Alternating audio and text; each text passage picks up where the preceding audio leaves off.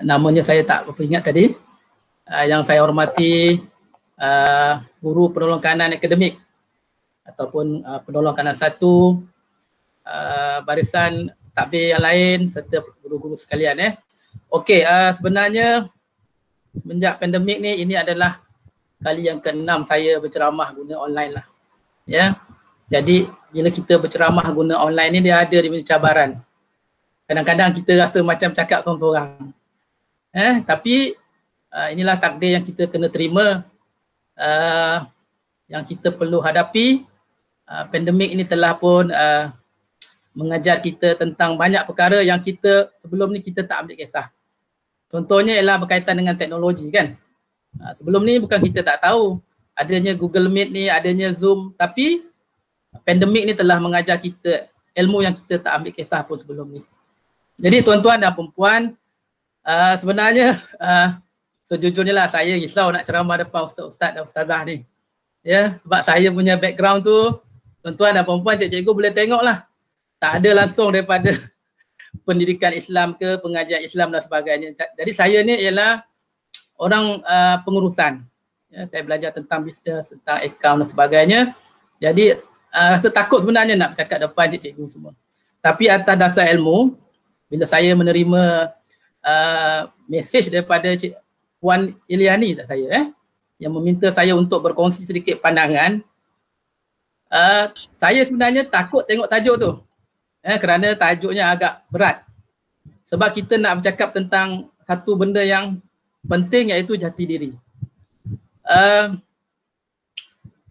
Jadi saya minta kebenaran pada cikgu sekalian, petang ni kita hanya bersantai-santai saja. Boleh Maksudnya kita boleh berbual sedang saya berceramah ni, berkongsi ilmu ni, cikgu boleh interrupt, boleh bertanya terus sekiranya ada yang tidak faham ataupun ada sesuatu yang tak bersetuju. Sebab mungkin pandangan kita berbeza sedikit, tapi insya-Allah saya akan raikan. Jadi satu lagi perkara saya nak sebut lah. Bila saya bertanya pada Cikgu Iliani, macam mana boleh kenalkan saya, katanya ada sahabat saya tu berada di FB saya daripada sekolah ini. Terima kasih Puan. Saya minta maaf saya tak kenal, tapi mungkin terima kasih kerana sentiasalah membaca apa-apa yang saya kongsikan di FB. Okey, berbalik kepada tajuk tadi. Ya. Saya dah sebut tadi tajuk tu agak berat. Tapi saya insya-Allah kita berkongsi pandangan pada petang ini dalam keadaan yang santai saja. Sebelum saya meneruskan, maksud soalan tu membentuk jati diri guru cemerlang. Jadi sebelum saya orang kata bercakap dengan lebih lanjut berkaitan dengan jati diri tadi, izinkan saya bercakap dulu berkaitan dengan cemerlang. Jadi sebelum kita pergi kepada jati diri, kita kena kenal dulu apa yang dimaksudkan dengan guru cemerlang. Saya sempatlah membuat sedikit beberapa rujukan. Sebenarnya bila kita kata guru cemerlang, dia ada banyak definisi yang kita boleh berikan, ataupun dalam bahasa yang mudah, cemerlang itu subjektif. Kalau kita lihat dari sudut sekolah, kalau kita kata okey, guru cemerlang, ada guru cemerlang yang dilantik khas, tapi kecemerlangan itu lebih kepada akademik. Tapi dalam masa yang sama ada juga guru cemerlang dari segi kokoh, berjaya bawa pelajar sampai ke peringkat antarabangsa. Kemudian dalam masa yang sama ada juga guru yang cemerlang tapi membawa nama sekolah dalam hal-hal yang lain. Contoh membentang kajian tindakan ataupun masuk pertandingan sajak dan lain-lain lagi. Jadi guru-guru yang cemerlang ni memang banyak. Cuma dari hari ini saya akan berkongsi sedikit pandangan berkaitan dengan guru cemerlang ni dari sudut hati saya. Mungkin apa yang saya sebut pada petang ni berbeza dengan cikgu sekalian. Tetapi ini yang saya fikirkan, yang ingin saya kongsikan pada petang ini, apakah guru cemerlang dari perspektif saya. Jadi apabila saya membuat sedikit pembacaan dan membuat sedikit orang kata berfikir, jadi cemerlang itu saya lihat dari dua sudut. Yang pertama ialah cemerlang dari segi peribadi. Okey, yang pertama ialah cemerlang dari segi peribadi. Jadi peribadi yang cemerlang ini akan memberi gambaran bahawa guru cemerlang itu mestilah mempunyai peribadi yang baik. Mesti ada peribadi yang hebat. Kalau dia seorang guru yang banyak masuk pertandingan di peringkat kebangsaan misalnya, tetapi peribadi dia di sekolah, peribadi dengan pelajar-pelajar, peribadi dengan rakan-rakan guru, adakah kita ingin mengatakan bahawa itu adalah guru yang cemerlang? Jadi peribadi, iaitu yang pertama saya akan kupas sampai ini insya-Allah. Yang kedua ialah kecemerlangan dari segi ilmu dan kemahiran. Jadi tuan-tuan dan puan-puan, cikgu yang saya kasih sekalian, saya meletakkan kecemerlangan tu dari segi dua aspek. Ya, dua aspek. Dan kedua-dua ni kita boleh guna dalam keadaan mana sekalipun. Ya, terutama kita mengajarlah di sekolah dan hubungan kita dalam organisasi. Jadi yang pertama tadi peribadi. Saya terbaca satu kajian yang menyebut tentang apa yang Imam Al-Ghazali sebut tentang peribadi. Kebetulan cikgu mengajar di sekolah rendah. Saya tak ada pengalaman mengajar sekolah rendah. Kebetulan saya pun mengajar tingkatan 6. Sebelum saya mengajar di Seremban, saya mengajar di JB. Mengajar tingkatan 4, tingkatan 5, tingkatan 3. 3, 4, 5 lah. Tingkatan 5 tu saya ajar akaun. Bila saya balik ke Seremban, saya mula mengajar tingkatan 6, 2012. Bulan 5 tu saya mula mengajar tingkatan 6, saya mengajar perakaunan. Sebelum saya pindah ke Jelebu, setiap hari saya lalu tu Jelebu tu. 1 jam perjalanan, lalu Bukit Bukau. Cikgu ada yang tahu ke Jelebu? Ustaz Izzuddin? Orang mana? Orang Penang. Orang Penang. Ustaz pernah lalu ke Jelebu? Rasanya pernah. Pernah Okey. Kalau pernah lalu mesti nampak kan Bukit Bukau cantik. Orang kata itu Cameron.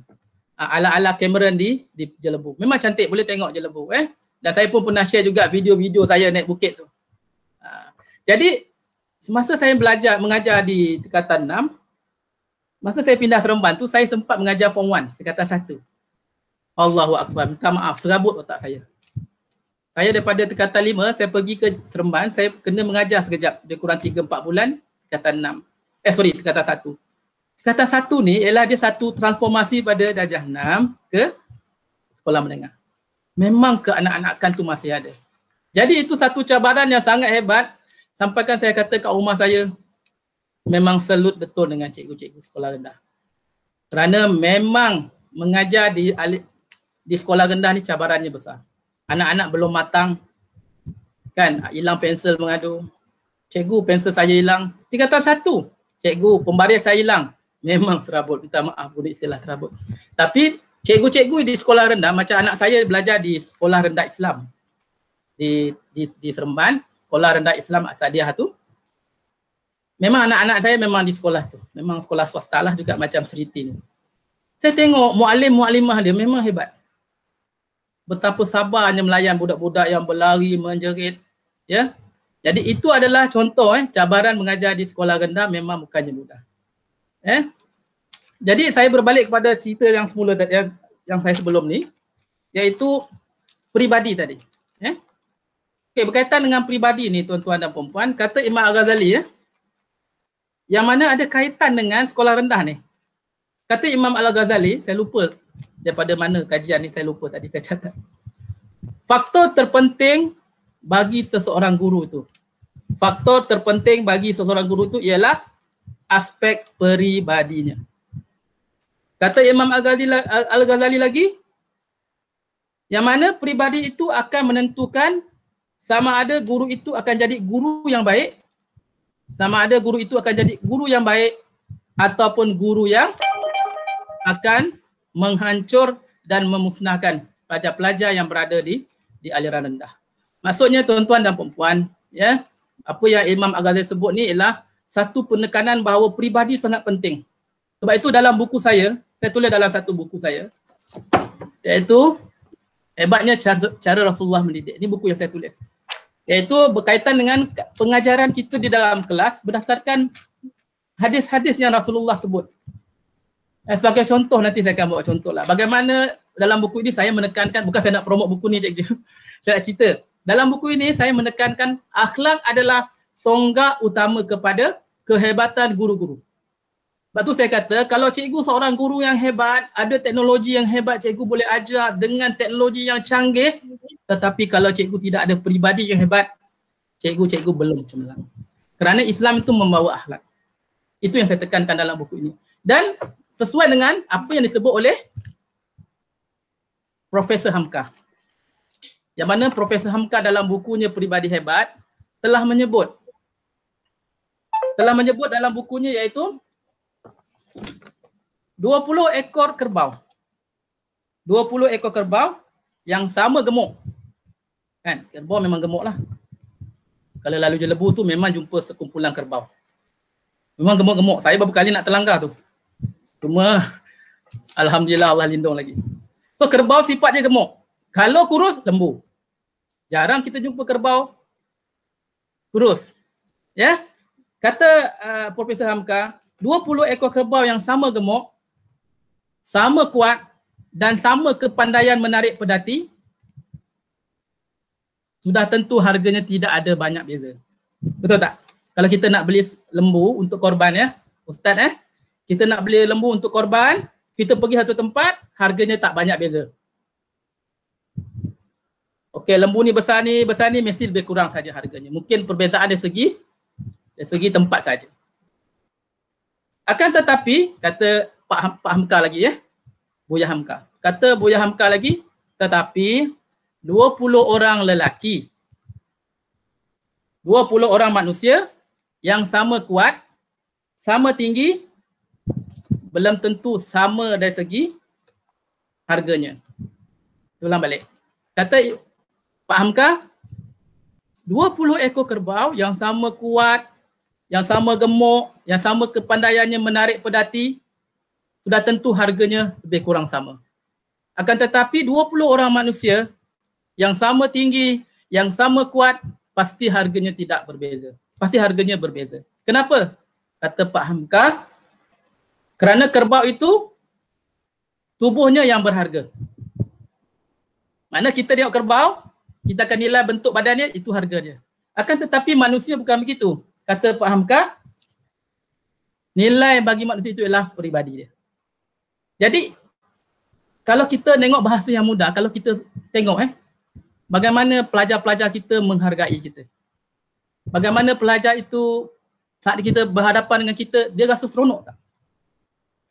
Kita tengok bagaimana Rasulullah punya akhlak. Kan? Saat berhadapan dengan para sahabat. Rasulullah, dia tak mengira siapa. Macam kita cikgu, mungkin kita suka pelajar yang pandai. Pelajar yang kurang pandai, kita kurang nak berinteraksi. Kalau kita dalam kelas, kita akan tanya orang-orang yang kita rasa special. Tapi pelajar-pelajar yang mungkin yang duduk di belakang, di hujung penjuru, mungkin pada kita pelajar tu kita tak perlu beri apa-apa pengiktirafan.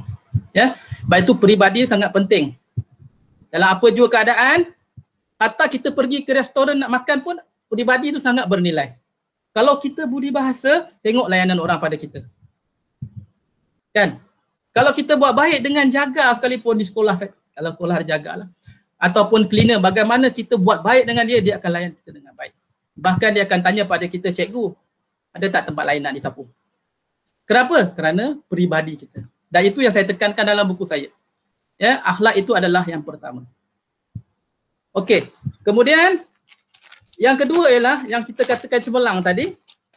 Yang saya nak terangkan ini ialah berkaitan dengan cemerlang tadi. Yang kedua ialah ilmu dan kemahiran. Walaupun kita ada peribadi yang hebat, walaupun kita ada akhlak yang baik, kita perlulah melengkapi diri kita. Kalau kita benar-benar nak jadi orang yang cemerlang, kita kena ada ilmu dan pengetahuan. Kalau kita di depan kelas, kita mengajar, contohlah kita tergagap-gagap. Nak bagi contoh, tengok buku. Ni ada orang pantau, kan? Sebab saya kebetulan dilantik, walaupun tak nak jawatan tu. Kebetulan dilantik. Sebab kalau saya, sebab apa saya tak nak? Sebab bila saya dilantik jadi jawatan tu, saya tak boleh pindah Seremban. Tapi tak apalah, Allah dah takdirkan. Cuma saya nak maklumkan, bila kita buat pemantauan, kita ada nampak dua keadaan yang berbeza ya. Guru lama, guru baru. Saya tengok muka kita punya puan pengacara remaja tu, saya rasa dia guru barulah. Cikgu dah berapa tahun mengajar? Tak apa, tunjuk jari pun tak apa, saya nampak. Setahun. Setahun. Saya tak hina cikgu, jangan salah faham. Tapi kita nampak muka tu muda lagi. Jadi umur 1 tahun, bukan umur cikgu 1 tahun. 1 tahun pengalaman mengajar, dengan kita observe cikgu-cikgu yang dah lama. Okey, kita nampak kehebatan di situ ialah dari segi cikgu lama ni dia tenang. Dia pandai kelentong. Kalau budak jawab, budak tanya, dia boleh jawab. Okey, saya tahu jawapan. Tapi saya nak tengok siapa di antara awak ni yang boleh jawab. Nampak? Dia tak tahu sebenarnya. Tapi cikgu lama dia ada pengalaman, tu ilmu. Bagaimana nak handle pelajar-pelajar yang banyak mulut tanya. So bila belajar tanya, okey cikgu, soalan ni apa jawapannya? Kita tak tahu. Tetapi pengalaman kita dengan ilmu yang kita ada, kita boleh, bukan tipu budak. Kita guna strategi, taktik. Kita kata kat pelajar, cikgu tahu jawapan. Tapi cikgu tak nak jawab dulu. Cikgu nak tanya siapa di antara awak yang boleh jawab. Itu juga adalah teknik yang kita boleh guna saat kita berhadapan dengan pelajar. Jadi cikgu-cikgu yang saya kasih sekalian, so kemahiran ni penting. Sekarang kita zaman PDPR. Teknik, kaedah nak menggunakan Google Meet pun satu benda yang dulu pening kepala kita. Saya kita dah mahir. Dulu kita tak tahu pun, saya secara peribadi saya tak tahu pun PowerPoint tu boleh rakam suara. Memang saya terus terang saya tak tahu. Jahilnya saya. Tapi hari ni kita tahu. Kita boleh guna Loom. Kita boleh guna Zoom. Kita boleh guna macam-macam untuk rakam. Hebat kita hari ni kerana keadaan yang mendesak kita. Jadi kemahiran adalah cukup penting dalam kehidupan kita sebagai guru. Kemahiran dari segi apa? Yang pertama, kemahiran menggunakan teknologi. Yang kedua, kemahiran dari segi komunikasi. Saya tengok, saya minta maaf, saya ada tulis tentang generasi Y. Masa tu Z belum ada. Kita ada baby boomers, iaitu generasi mak ayah kita yang lahir tahun 60-an tu, yang mereka sangat jangan buat, hati-hati. Nampak tak? Zaman tu sangat budi bahasa semua tinggi. Kan kalau mak saya dulu, arwah mak saya lah. Bila saya kata nak buat macam ni, jangan buat, nanti orang marah. Itu zaman baby boomers yang lahir selepas Perang Dunia Kedua. Tetapi kita tengok selepas tu generasi X, saya generasi X. Saya 80-an ke atas, dia dah jadi generasi Y. Y ni lain. Saya tahu cikgu depan saya ni kebanyakannya generasi Y lah, yang perempuan-perempuan ni saya rasa. Generasi Y ni lain. Saya pernah menulis sebab saya tengok generasi Y ni dia proaktif, dia macam-macam. Sekarang kita dah ada generasi Z. Jadi kita tengok generasi yang berubah-ubah ni, kaedah komunikasi dia pun dah berubah. Kita tengok pelajar-pelajar hari ni. Saya mungkin tak jumpa di, cikgu mungkin tak jumpa di Sri T ni. Saya tengok anak saya kebanyakannya memang sekolah. Ni di bawah pasti kan? Betul ke? Sama dengan pasti ke? Sri T. Sama Sama. Pengurusan berbeza tapi kita bawa sekali lah maknanya. Pasti bawa sekali pasti lain tapi di bawah ketua yang sama. Ya betul, bawa dia orang pemuda PAS. Okey. Jadi anak saya yang keempat ni, insya-Allah yang bongsu lah. Dia pun, anak saya pun sekarang bersekolah di Pasti di Paroi, Seremban. Jadi saya faham macam mana anak-anak Pasti ni dididik. Tapi kalau cikgu berkesempatan tengok budaya yang lain di sekolah rendah. Saya bukan nak katalah. Sebab saya di sekolah menengah, kalau dengan cikgu tu berinteraksi dah lain. Kalau dalam WhatsApp ke, dalam Telegram ke, memang dah berbeza. Kalau dia panggil kawan dia dengan bahasa yang kesat tu biasa. Sebab saya memang dengar dan saya tegur pelajar tu. Sebab dia guna bahasa yang kasar. Itu generasi sekarang yang kita sedang hadapi. Dan bila generasi itu masuk ke alam pekerjaan dan jadi cikgu, itulah cabaran hari ini, iaitu komunikasi. Jadi berdasarkan kepada dua perkara yang saya sebut tadi, cikgu sekalian, takut mengantuk lah cikgu dah petang-petang ni. Adakah cikgu daripada Johor hari ni? Tak ada. Okey. Daripada kedua-dua perkara tadi, satu ialah kecemerlangan peribadi, satu ialah kecemerlangan kemahiran ilmu dan kemahiran. Kedua-dua perkara ini perlu kita gabungkan. Barulah kita ini benar-benar cemerlang secara seimbang. Saya ingat satu kisah. saya ingat satu kisah, lama dah saya baca kisah ni, iaitu tentang seorang pelajar yang kaki buli. Kaki buli. Dia memang kaki buli lah. Dia seriti tu mungkin tak berjumpa, mungkin ada sikit-sikit lah, nakal tu biasa. Tapi buli ni dia memang suka pukul orang agaknya. Sampai kan pelajar ini ditukarkan ke kelas yang lain. Guru kelas ni dia jumpa dengan cikgu yang baru ni. Nama dia Tilly Smith. Dia kata, Tuan Smith, budak ni dia seorang yang jahat macam syaitan. Guru tu cakap, guru yang sebelum ni lah. Sebab dia tak tahan dengan pelajar ni, pelajar tu ditukarkan ke kelas Encik Smith ni. Dia kata pelajar ni jahat macam syaitan. Dia kata apa lagi? Dia akan musnahkan kelas awak pada hari pertama dia masuk kelas tu. Maksudnya, dia kata budak ni kaki buli. Tapi tuan-tuan dan perempuan, saya lihat saya ambil cerita ni sebab saya nampak.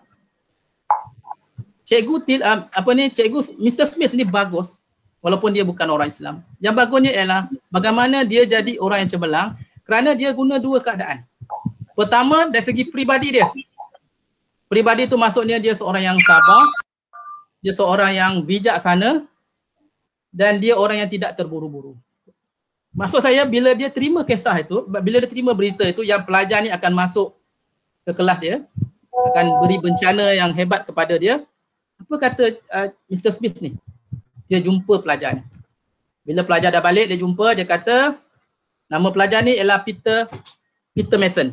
Dia kata, Peter, saya baca sikit lah, panjang cerita dia, tapi saya pendekkan. Dia kata, Peter, saya ada masalah dan saya memerlukan pertolongan anda. Yang mana doktor ni telah cakap dekat cikgu ni bahawa dia ada penyakit saraf. Dia cakap kat Peter, Peter ni memang kaki buli. Tengok bagaimana cikgu ni guna psikologi. Dia kata, Peter, saya ada penyakit saraf. Saya tak boleh buat kerja lain melainkan jadi cikgu je, dia kata. Saya dengar awak ni ialah, dia kata dia ada seorang ibu yang sudah tua dan sakit. Dan dia sepatutnya tidak boleh buat kerja lain, tapi dia terpaksa mengajar sebab nak tolong, nak jaga ibu dia. Okey, dia kata lagi, jika saya terpaksa berhenti mengajar, saya terpaksa menghantar ibu saya ke rumah orang tua. Dia cerita kat Peter ni. Peter pun pening agaknya. Kenapa pula lah cikgu ni cerita dekat dia. Lagi apa kata cikgu tu? Saya dengar awak seorang yang kuat dan berani di sekolah ini. Dan anda sentiasa menolong budak-budak kecil yang dibuli oleh kaki buli. Jadi saya fikir saya nak minta bantuan awak supaya saya boleh mengajar dan awak jaga budak-budak yang daripada dibuli. Okey, saya nak pendekkan cerita pelajar, cikgu. Pagi tadi boleh lupa buat kelas online, tetap pelajar pula. Jadi cikgu yang saya kasih sekalian, apa yang kita boleh belajar di sini? Cikgu Smith ni dia guna pendekatan psikologi. Itu adalah kemahiran. Itu adalah ilmu. Yang mana dia datang bersama-sama dengan peribadi yang baik. Iaitu pertama, cikgu ni sabar. Sabar. Itu adalah contoh peribadi yang baik. Yang kedua, cikgu ni dia smart, bijaksana. Itu adalah peribadi yang baik. Orang yang hebat ni ialah dia smart. Dia bila dia bergabung kedua-dua ni, sebab tu saya kata sebelum kita jadi bijak, kita kena sabar dulu. Jarang orang bijak dulu baru sabar pada saya. Sebab orang nak smart, dia kena sabar. Sebab daripada sabar itu baru kita boleh tenang dan kita boleh fikir secara rasional. Apa tindakan yang sepatutnya aku buat? Sebab tu saya kata peribadi penting. Kenapa kadang-kadang cikgu boleh bertindak di luar kawalan? Kenapa? Sebab kita kurang sabar. Tapi bila kita sabar, kita akan rasional. Dan kita boleh pergi satu persatu flow tu. Mana kita nak pergi dulu. Fikiran kita lebih matang. Sebab itu kita kata, peribadi yang hebat tu antaranya ialah sabar. Dan dia bijaksana. Ya, itu penting. Jadi apa yang Mr. Smith ni buat betul pada pandangan saya. Tuan-tuan dan puan-puan, cikgu sekalian, hasil daripada apa yang cikgu Smith buat. Akhirnya pelajar ni yang kaki buli ni dia jadi padri. Jadi orang baiklah ikut agama dia. Dan apa yang saya rasa sangat hebat, yang sangat menyentuh hati saya, dan inilah yang saya selalu saya bawa dalam diri saya sebagai guru, kita kena buat baik dengan orang. Jangan kita anggap manusia tidak ada peluang untuk berjaya dalam hidup. Walaupun sekurang-kurangnya dia tak boleh menjadi pelajar yang cemerlang, at least sekurang-kurangnya dia boleh jadi manusia. Dia tak menyusahkan mak ayah dia, dia boleh bekerja dalam keadaan apa sekalipun. Jadi Peter Mason ni dia telah bina sebuah hospital. Sebuah hospital. Bukan sebab bina hospital tu yang saya terasa sangat, tetapi perkataan yang dia tulis di hospital tu. Apa kata Peter Mason? Kata dia, semua orang memerlukan pujian. Siapa yang tak suka dipuji? Kalau saya kata pelongganan puan ataupun kita punya mudir, kita puji dia, mesti dia suka. Apatah lagi pelajar. Tapi kata Peter Mason dalam tulisan tu, semua orang memerlukan pujian, terutamanya mereka yang tidak memerlukan. Pening juga tu. Semua orang memerlukan pujian, terutamanya mereka yang tidak memerlukan. Saya tengok nama tu. Saya nak bercakap sikit. Cikgu Azmina. Cikgu ngajar apa, cikgu? Ngajar akhlak. Allahu Akbar. Sesuai sangatlah apa yang kita bincang kali. Akhlak peribadi. Jadi Ustazah setujulah ya. Akhlak dan peribadi itu ialah perkara yang sama. Betul Tapi kita sebut peribadi. Betul Soalan saya dah macam dalam peperiksaan. Soalan saya, apa yang Ustazah faham dengan perkataan Peter Mason tadi?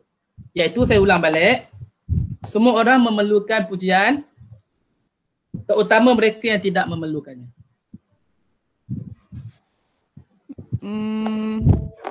Okey. Saya cuba Tak apa. Tak apa, tak salah.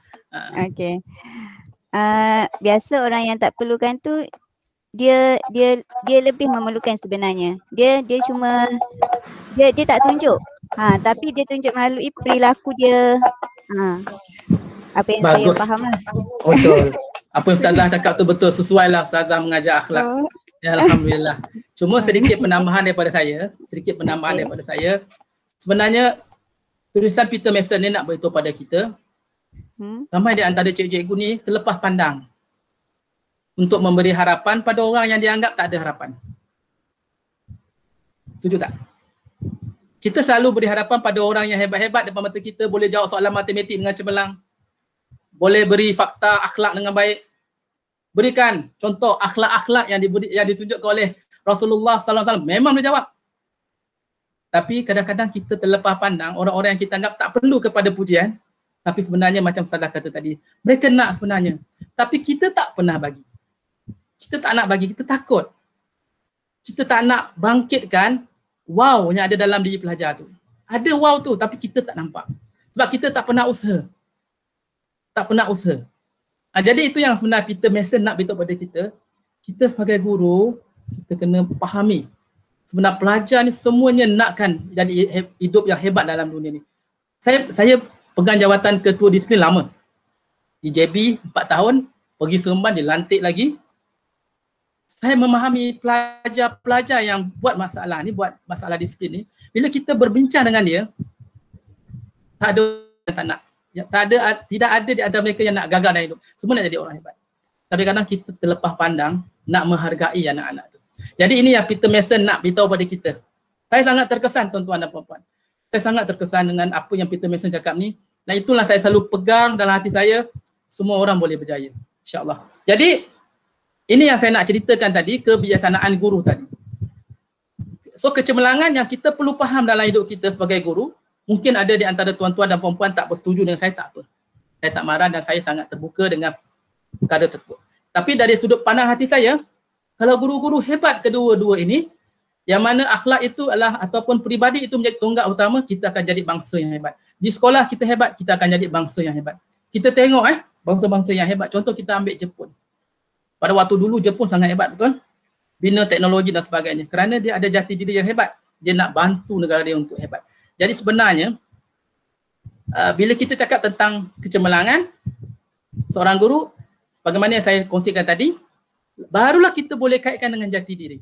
Kerana sebelum jati diri itu datang, kita mesti ada, orang kata apa, ciri-ciri.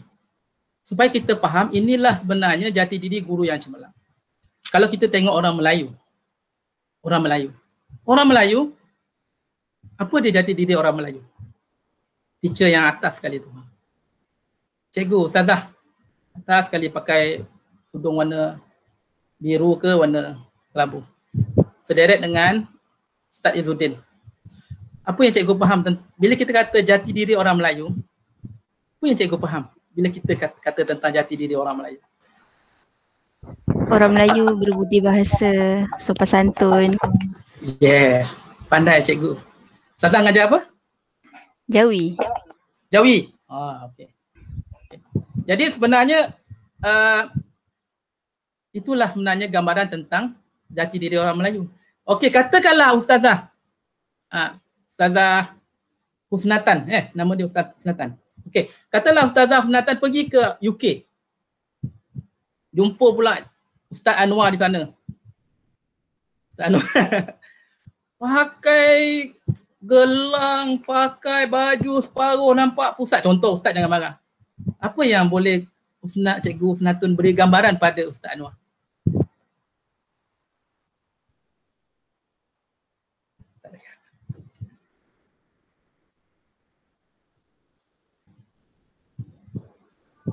Ustaz Anwar culture shock. Culture shock. Okay. Yes, kejutan budaya. Maksudnya kita boleh kata adakah Ustaz Anwar hilang jati diri sebagai orang Melayu? Ya, betul, hilang. Yes, betul. Jadi itu kepahaman yang paling mudah untuk kita faham tentang jati diri. Jadi kalau kita nak kata seseorang guru itu ada jati diri guru cemerlang, saya suka kaitkan dengan dua perkara yang saya sebut tadi. Jadi kalau kita nak kata dia ada jati diri seorang guru, kita kena lihat pada dua aspek tadi, iaitu peribadi dia dan juga ilmu dan kemahiran. Jadi kalau kita nak kata, oh saya ada jati sebagai guru, tapi dalam kelas kita masuk lambat. Dalam kelas kita suka cerita benda lain berbanding apa yang sepatut kita ajar. Dalam kelas kita suka bebel tak berhenti. Bebel, 10 minit baru belajar. Kita curi masa pelajar-pelajar yang nak belajar tadi. Ataupun kita di sekolah, kita lambat datang. Bila kita berinteraksi dengan ketua, kita mulut jahat. Tak maaf. Bila kita hantar mesej pada bos, kita tak ada budi bahasa. Jadi kalau semua itu yang kita buat itu, adakah kita ini benar-benar ada jati diri sebagai guru yang sepatutnya kita iktiraf sebagai cemerlang? Itu yang sepatutnya kita selalu fikir. Ya, sebab tu saya minta maaf kalau orang kata dia guru cemerlang, tapi kalau dia cemerlang dari segi okoko saja. Pergi bawa budak-budak pergi kurikulum sampai peringkat kebangsaan, tapi hal-hal di sekolah dia buat tak tahu. Layakkah kita kata dia itu adalah guru cemerlang? Dia adalah guru yang pentingkan diri, betul? Kita buat program, kita buat majlis, gotong royong, dia datang, duduk saja. Tapi dekat sekolah, bagus. Keputusan SPM, STPM cemerlang. Tapi dekat sekolah kurang. Komitmen pada kerja kurang. Dia hanya penting diri dia je. Adakah kita layak mengatakan dia itu adalah cemerlang? Pada saya dia tidak ada jati diri. Orang yang ada jati diri sebagai guru, dia mesti ada asas yang dia pegang tadi. Macam kita orang Melayu, kita lahir-lahir saja kita dah diajar budi bahasa, pakaian sopan. Betul? Kita pergi ke Amerika, orang jumpa kita, wah, walaupun kita duduk di sana, kita masih lagi berbaju pakaian yang sesuai dengan budaya Melayu. Kita masih mengamalkan ciri-ciri orang Melayu. Apa orang kata pada kita? Kau ni ada jati diri orang Melayu. Jadi kalau, sebab tu saya nak ubah persepsi kita hari ini, walaupun kita cakap dalam kelompok kita saja, apa yang saya nak ubah persepsi pada hari ini ialah cemerlang itu mesti melibatkan dua tadi. Walaupun kita hebat, mungkin kita punya kelebihan ialah dari aspek kurikulum tadi. Kita bawa budak sampai peringkat antarabangsa. Dalam masa yang sama, jangan kita lupakan peribadi kita pada orang lain. Pada orang yang memerlukan bantuan kita, pelajar-pelajar dalam kelas, komitmen kita kepada organisasi, hubungan kita dengan ketua dan semua kena jaga. Itu yang saya faham, saya nak masukkan. Yang jati diri yang perlu ada dalam diri kita. Saya harap cikgu faham. Sampai ke maksud saya ni. Cikgu Kanisa, okey tak? Okey, sampai. Sampai ya. Okey, sekarang kita berbalik pada soalan ditanya oleh Cikgu Iliani. Saya tak kenal lah Cikgu Iliani tu siapa yang senyum di atas. Okey. Sekarang ialah bagaimana nak membentuk jati diri guru cemerlang. Okey. Dah macam jawab soalan SPM. Bagaimanakah caranya untuk meningkatkan jati diri guru? Bagaimana nak membentuk jati diri guru cemerlang? Okey, saya pecah pada 3. Yang pertama sekali, kalau kita nak bentuk jati diri jati diri guru cemerlang dalam kalangan kita, ada 3 perkara yang terlibat. Ada 3 pihak. Yang pertama ialah diri kita. Kita ada lebih kurang berapa minit diri kita. Maksudnya diri kita itu ialah, kalau kita nak jadi orang yang cemerlang, kita lah yang kena usaha. Kita lah kena ada mujahadah, kita kena ada semangat untuk perbaiki diri. Kan Allah sebut dalam Al-Quran, kan, beruntunglah mereka yang memperbaiki diri. Dan rugilah orang yang mengotorinya. Saya lupa ayat dia. Maksudnya, Islam memang suruh kita sentiasa upgrade diri kita. Hari ni saya bercakap ni, saya pun jumpa benda baru. Bila Cikgu Iliani hantar tajuk, saya study. Study apakah pandangan-pandangan yang mungkin sesuai yang boleh saya sampaikan. Dan itu satu proses untuk memperbaiki diri. Ya, jadi diri kita sendiri. Ataupun dalam bahasa yang mudah ialah muhasabah. Adakah kita benar-benar bermuhasabah setiap masa? Contoh, bila ketua bagi kerja kat kita, bagaimana cara kita buat? Buat cincai-cincai ke? Ataupun kita buat sungguh-sungguh ke? Dengan tujuan untuk beri yang terbaik dalam kerja kita. Kalau kita ada kerja dalam kumpulan, contoh panitia akhlak, ada berapa orang cikgu? Kena buat soalan akhir tahun. Kan? Selama ni kita ni kaki mengelak ke? Oh, aku ni kaki mengelak lah. Kalau buat soalan aku nak senang-senang je. Yang susah-susah bagi orang lain. Kita ada 3 bahagian, bahagian A, bahagian B, bahagian C. Yang susah bahagian A dengan C. Dia buat bahagian B je. Yang paling senang tu saya buat. Yang paling susah awak buat. Itu adalah contoh peribadi yang tak sepatutnya ada pada diri kita. Ya. Jadi apa yang kita perlu buat ialah kita kena upgrade diri kita, akhlak kita. Dan antara benda yang saya cukup suka untuk share di sini ialah apakah yang kita perlu pertingkatkan dalam diri kita. Pertama sekali ialah keyakinan. So, kadang-kadang kita ni kurang keyakinan dalam diri kita. Bila orang bagi kerja, contoh penolong kanan 1 bagi kerja, kita rasa alamak, aku tak mampu nak buat. Kita mungkin mengeluh. Kita jumpa orang ni, boleh tak kau ambil kerja ni? Ada tak budaya orang jumpa bos? Ada. Jumpa bos, saya tak mampu buat lah bos. Bagi orang lain, dia belum cuba, dia tak nak buat. Itu kalau dia tidak ada keyakinan. Tapi kalau dia adalah orang yang suka menolak kerja, itu peribadi yang tak baik. Yang perlu kita baiki. Mungkin ada dalam tu sifat kita, aku kalau boleh nak buat kerja senang je, ubah. Aku akan bantu mana yang perlu. Kalau susah, kita sama-sama buat. Itu yang kita kena betulkan pemikiran kita. Mindset kita tu kena ubah. Cara kita melihat sesuatu tu dari sudut yang lain. Kan? Macam kita melihat satu benda yang buruk berlaku pada kita, maka mana kita bersangka baik. Saya boleh tulis itu hari tentang bersangka baik. Sangka baik tu hebatnya ialah kita rasa tenang. Mula rasa nak marah kan? Tapi bila kita sangka baik, terus kita rasa tenang. Hebatnya otak tu. Otak yang Allah beri sangat hebat. Bagaimana kita boleh menukar perasaan dalam hati kita daripada tak yakin apabila kita berfikir bahawa kita boleh. Jadi itu ialah nak bentuk ni ialah diri kita.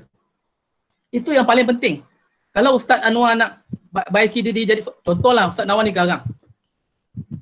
Bengis lah contoh. Kerja nak marah je. Okey. Jadi sekarang ni bila kita nak upgrade diri kita, pertama sekali ialah kita kena tahu apa punca kita suka marah. Betul tak? Oh, mungkin dekat rumah ada masalah, anak degil. Terbawa-bawa ke sekolah. Ataupun kenapa kita balik rumah, contoh di rumah kita okey, tapi kenapa di sekolah kita berubah? Contoh kita jadi orang yang pembengis, kita mudah nak marah. Semua itu ialah sifat peribadi yang kita kena baiki. Tapi nak baiki ni tuan-tuan dan perempuan bukan mudah. Terutama kalau sifat marah tu bukan mudah. Kita cepat nak marah orang. Kan? Kita cepat menghukum. Pelajar-pelajar buat salah. Ataupun kita mudah pandang leceh dengan orang lain. Bila kita tengok rakan sekerja kita buat kerja, dalam hati kita rasa benci. Alah, nak tunjuk baguslah tu. Itu semua adalah sifat peribadi. Kalau kita nak jadi guru yang cemerlang, kita kena usaha ke arah tu. Okey, itu yang pertama. Yang kedua, untuk kita pertingkatkan, untuk kita bentuk jati diri cemerlang ni ialah pihak sekolah. Dan yang ketiga ialah orang di luar sana. Saya tak nak cerita tentang orang di sana kerana kita tak boleh kawal dia orang. Tetapi guru di sekolah boleh dikawal oleh pihak sekolah. Pentingnya pentadbir main peranan. Contoh, saya teringat satu pepatah Cina. Saya pepatah Cina. Rosaknya ikan bermula daripada kepala. Rosak ikan bermula daripada kepala. Satu pepatah yang cukup hebat. Yang mana dia nak ajar pada kita, kalau pihak sekolah, pentadbir, rosaklah organisasi. Kita nampak dalam kalangan orang kita ni, suka mengular. Tak maaf lah, mengular Sekarang bagi kerja sikit, bagi tugasan, patut buat sama-sama, dia banyak rehat. Ataupun kita bagi tugasan dekat cikgu ni. Sepatutnya dia punya deadline dia hari Jumaat. Hari Sabtu, Ahad, Senin tak hantar. Jadi inilah peranan. Ini adalah contoh guru-guru yang tidak ada jati diri dalam diri dia. Dia tidak ada kesungguhan, dia tidak ada semangat, dia tidak ada rasa bersalah, dia tidak ada rasa nak buat yang terbaik berbanding orang lain. Ini peranan pentadbir untuk bantu. Ya, inilah peranan pentadbir untuk beri semangat pada pekerja-pekerja ni untuk tingkatkan dia punya prestasi. Jadi itu yang saya dapat sampaikan pada hari ini berkaitan dengan meningkatkan, membentuk jati diri. Jadi apa yang boleh saya simpulkan pada hari ini, tuan-tuan dan puan-puan, cikgu sekalian, saya minta maaf ya. Mungkin dalam keadaan kita panas semua ni, kebetulan ada bunyi orang bertukang dekat luar sana, ketuk-ketuk, terpaksa saya pakai earphone ni. Jadi apa yang boleh saya simpulkan? Pertama sekali, kecemerlangan itu perlulah kita lihat daripada dua sudut. Pertama ialah peribadi, yang kedua ialah kita punya kemahiran dan ilmu. Kalau kedua-dua ini bergabung, insya-Allah saya rasa itulah guru yang cemerlang. Ya, dan kepakaran, kemahiran itu ikut masing-masing lah. Tapi jangan kita tinggalkan yang paling penting, iaitu akhlak. Lepas tu kita tengok Rasulullah dalam sebuah hadis kan, yang Nabi kata, aku ni diutuskan untuk menyempurnakan akhlak yang mulia. Mana Nabi nak beritahu kat kita, akhlak tu sangat penting. Sebab tu kalau kita tengok orang berniaga, kita kena tengok orang berniaga, okey, bila dia cedok makanan tu, kita minta nasi lemak letak paru. Sikit dia paru, tapi harga mahal. Adakah itu contoh peniaga yang berakhlak? Tak ada. Kita mesti marah, betul tak? Sebab kita nampak di situ ada kekurangan dia. Jadi begitulah kita, tuan-tuan dan puan-puan, cikgu sekalian, peribadi ni sangat penting. Akhlak adalah tonggak utama untuk kita jadi orang yang hebat di dunia ni. Akhlak dulu. Kemudian ilmu dan kemahiran itu adalah benda yang mestilah mengikut akhlak. Barulah itu benar-benar kita boleh dianggap sebagai orang yang cemerlang. Jadi kita nilai diri kita semula, diri saya, diri cikgu, adakah kita benar-benar orang yang cemerlang dari kedua-dua aspek. Ya. Okey, kemudian untuk bentuk akhlak, untuk bentuk tadi, peranan tu mesti ada daripada diri kita sendiri, diri kita, dan juga orang organisasi di sekelilingnya. Ya. Saya tulis dalam satu buku, watak-watak dalam organisasi. Apa yang saya tulis dalam buku watak-watak dalam organisasi itu? Saya tulis dua watak. Satu watak positif, satu watak negatif. Kita jangan cerita yang positif ni, kita cerita yang negatif. Orang yang negatif ni pelajar, cikgu, dia racun. Dia racun.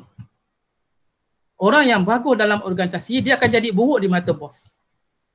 Kerana ada orang yang bermuka-muka, kerana ada batu api. Ini semua adalah peribadi yang tak baik. Sebab itu saya kata, kita perlu mendahului peribadi, kita perlu pastikan peribadi itu sentiasa berada di dalam lingkaran kita. Supaya dalam apa juga yang kita buat, kita sentiasa cemerlang dari aspek akhlak tadi. Kan? Sebab itu kalau dalam kita belajar di pasti ni ke mana, memang akhlak sangat penting. Kita dia ajar supaya ajar anak-anak ni datang sekolah, bagi salam, kan? Itu semua adalah satu kaedah untuk bangkitkan peribadi yang mulia dalam diri anak-anak tu. Itulah cikgu, organisasi perlu ada benda tu.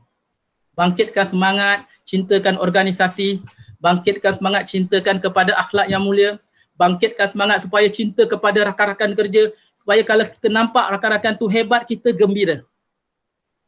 Masya Allah, peribadi yang cukup hebat. Kita nampak rakan-rakan kita susah, kita bantu. Kita nampak rakan-rakan kita dalam keadaan buntu, kita bantu dari segi idea.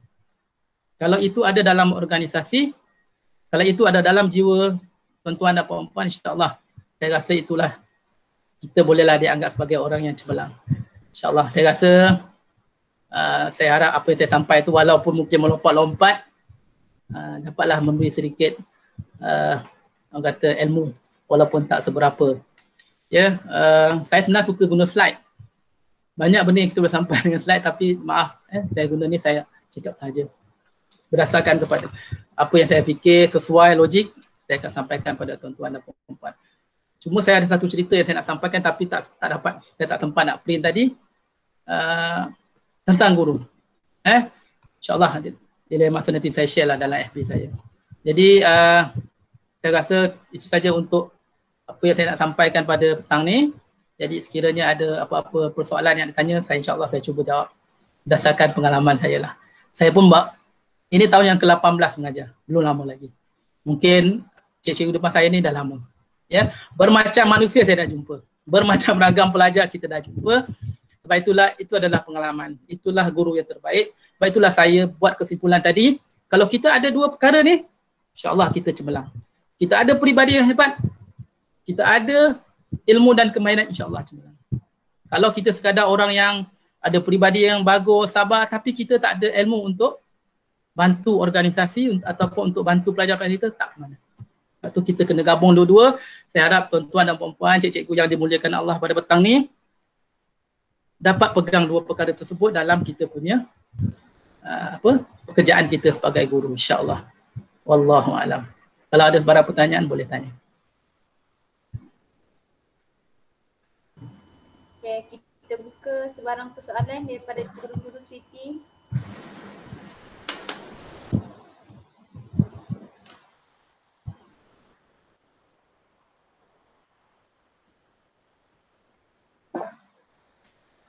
Sama-sama. Cikgu Faina. Kalau ada apa-apa pertanyaan, saya memang cikgu, saya nak tanya boleh? Boleh, insya-Allah, puan. Saya lah sebenarnya yang friend FB cikgu. Oh. Okey, minta maaf kerana tak perasan. Saya pun silent reader, cuma saya sangat berminat lah dengan penulisan cikgu tulis tu. Saya nak minta sedikit tips lah cikgu, sebabnya bagi saya cikgu kadang-kadang bila kita jumpa orang kan, ada orang yang pengalaman dia mengajar 40 tahun, 30 tahun, 20 tahun. Bagi saya macam mana, satu persoalan lah pada saya, macam mana dia boleh konsisten dengan begitu lama.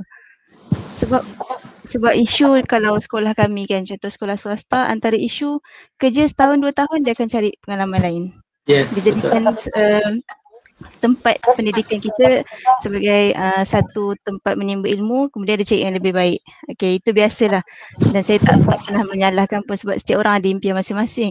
Cuma bila tengok setiap orang kan, yang mana yang berumur lah, contoh saya ada seorang mak saudara yang dah mengajar dalam 40 tahun, hampir 40 tahun. Apa rahsia dia boleh dengan begitu lama boleh terikat dengan dunia pendidikan ni? Mungkin cikgu pun boleh kongsi sebab cikgu 18 tahun bagi saya sangat lama lah. Allahuakbar. Okey, terima kasih puan. Puan juga adalah dipikir satu. Okey. Sebenarnya bila kita tanya kenapa orang boleh konsisten ataupun duduk lama dalam dunia pendidikan. Okey. Saya sebenarnya kalau tanya saya tidak ada cita-cita nak jadi cikgu. Tak ada cita-cita. Sebab tu saya, diploma saya international business. Sebab saya nak jadi orang peniaga masa tu. Saya nak kerja swasta. Tapi tu kata takdir. Bila Allah dah tentu, kita pun tak boleh nak elak. Jadi ada beberapa keadaan lah cikgu. Yang pertama yang pada pandangan saya, minat. Minat yang terlalu mendalam. Sebab tu saya tengok ada cikgu-cikgu yang memang sangat orang kata obses. Obses ni terlalu suka sangat mengajar ni. Dia sanggup buat apa-apa, keluar modal yang banyak, demi minat dia. Itu mungkin mungkin di sini belum pernah jumpa lah. Tapi saya pernah jumpa cikgu yang macam ni, bagus. Okey. Yang kedua, kenapa dia kekal? Ni pada pandangan saya. Organisasi. Organisasi. Adakah organisasi itu menyokong dia? Pertama, pentadbir. Adakah pentadbir bantu dia? Bantu tak? Support dia. Keperluan dia, memahami apa yang dia nak. Itu dari segi pentadbir. Saya rasa tak ada masalah. Yang ketiga ialah dia punya orang kata apa? Gaji. Itu juga adalah pendorong pada dia. Berbeza dengan saya di kerajaan ni, berapa yang dia bagi, saya okey. Tapi kalau di swasta, biasanya orang yang bekerja di swasta ni dia memang akan, antara faktor utama yang dia buat ialah dia punya berapa dia punya, orang kata apa istilah, saya ada satu istilah saya lupa. Dia punya ialah hasil yang dapat daripada apa yang dia beri. Adakah dia rasa berbaloi? Adakah dengan pengajaran dalam tempoh masa yang banyak, kelas banyak, adakah dia orang kata apa? Sepadan dengan apa yang dia dapat dengan apa yang dia beri. Ini antara faktor yang saya nampak.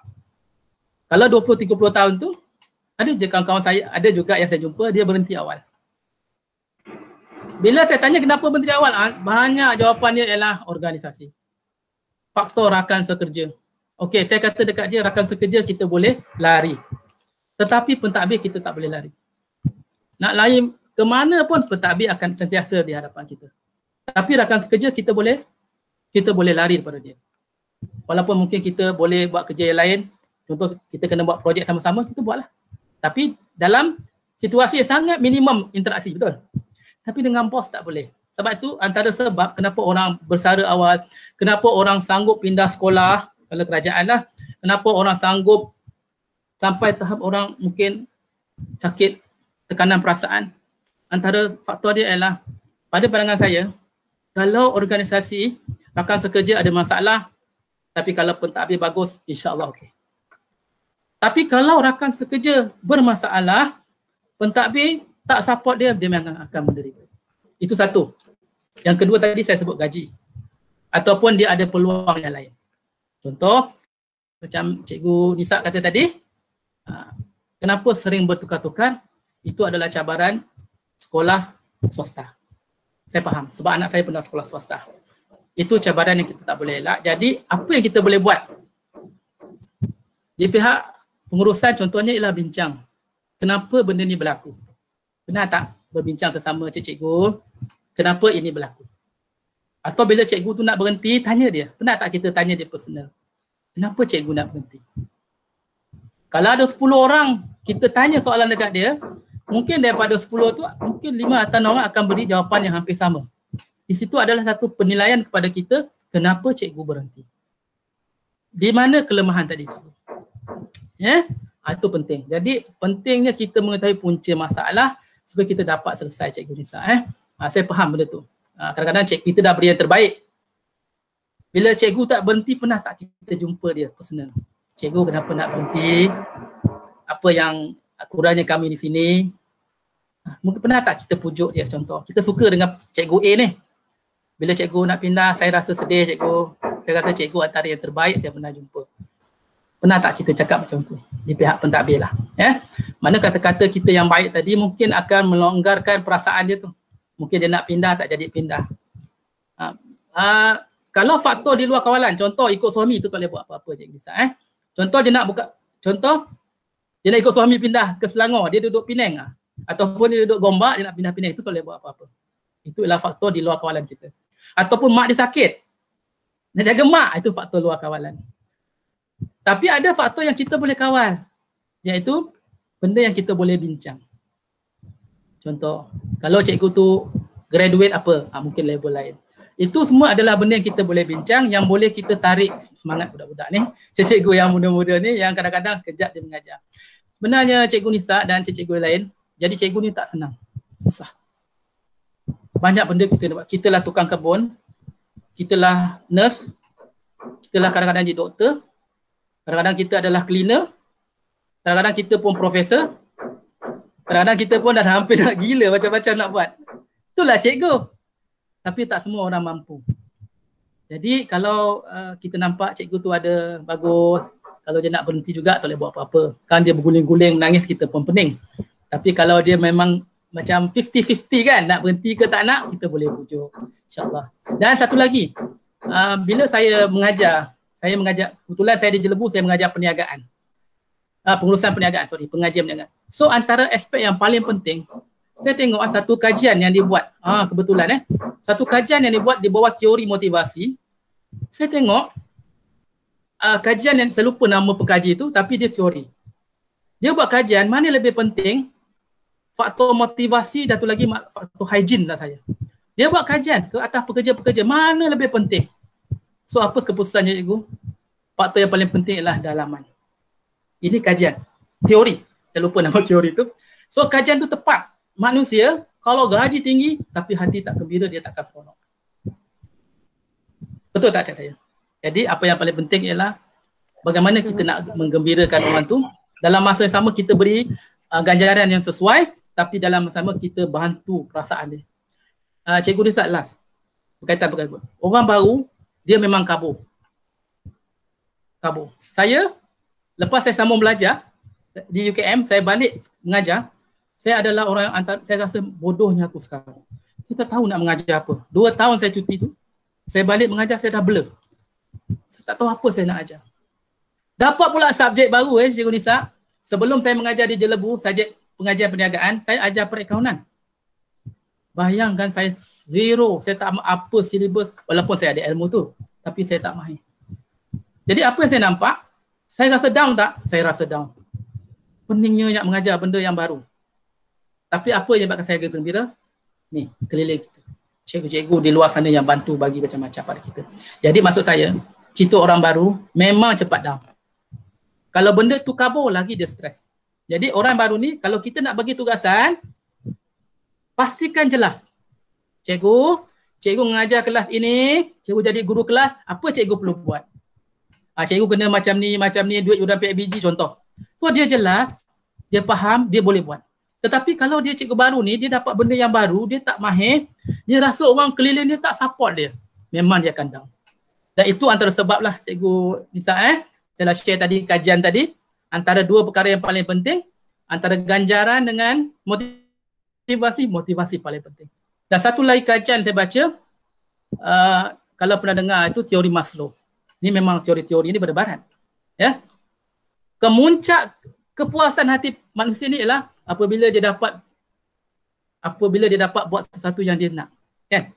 Jadi dalam organisasi jangan kita sekat orang, tapi jangan kita terlampau bebas.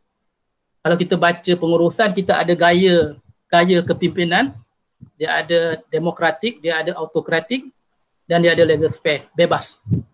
Bergantung pada pekerja. Jadi ada pekerja yang memang perlu motivasi, cikgu bagi dia motivasi.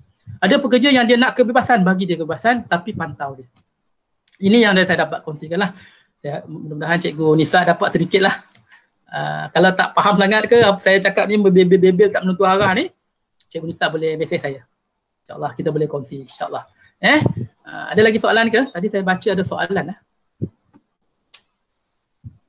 Bagaimana untuk atasi disiplin belajar dalam memenuhi kriteria pelajar berakhlak mulia? Dari sudut hadir kelas, tidak siap ke sekolah dan sebagainya. Okey. Saya nampak, cikgu, macam saya kata tadi, bila kita diajar, macam saya ni orang belajar pengurusan, apabila kita dapat masalah, pertama sekali kita kena tahu apa punca masalah. Itu yang penting.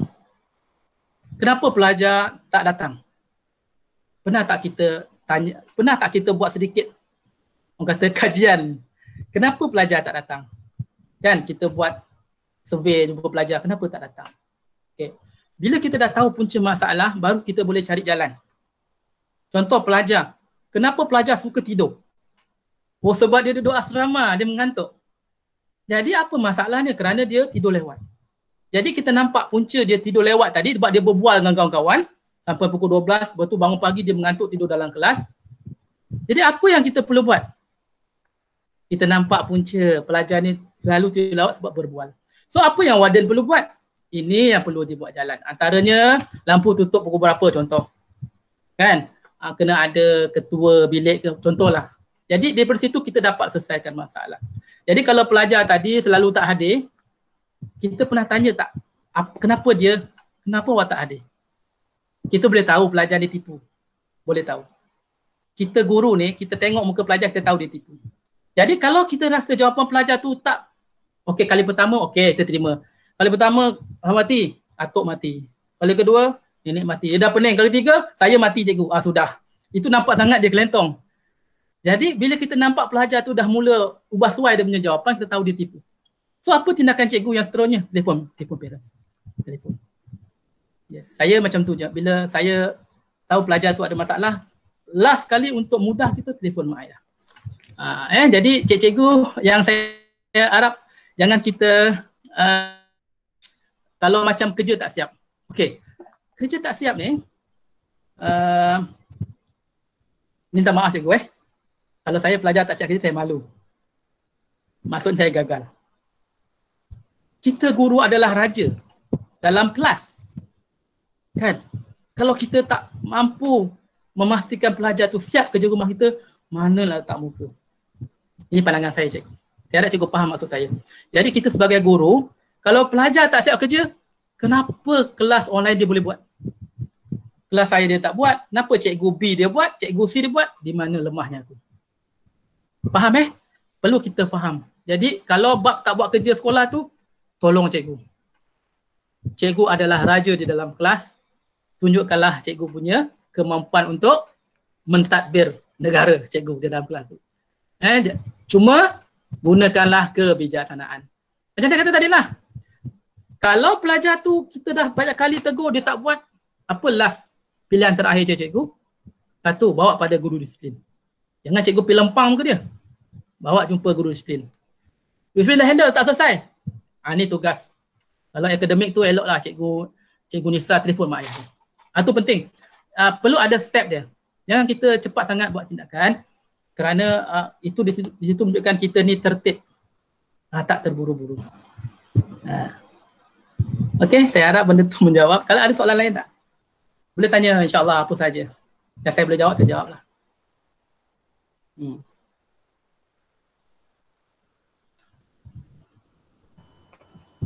Oleh Haini ada soalan ke? Kalau ada soalan boleh. Saya bukanlah pandai sangat. Ya, cikgu biasa saja. Tapi kalau cikgu ada soalan. Cikgu Ustazah Nuhaini nak tanya soalan?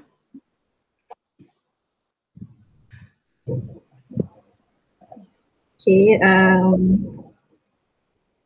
kalau macam Bismillahirrahmanirrahim, kalau macam murid yang masalah dari sudut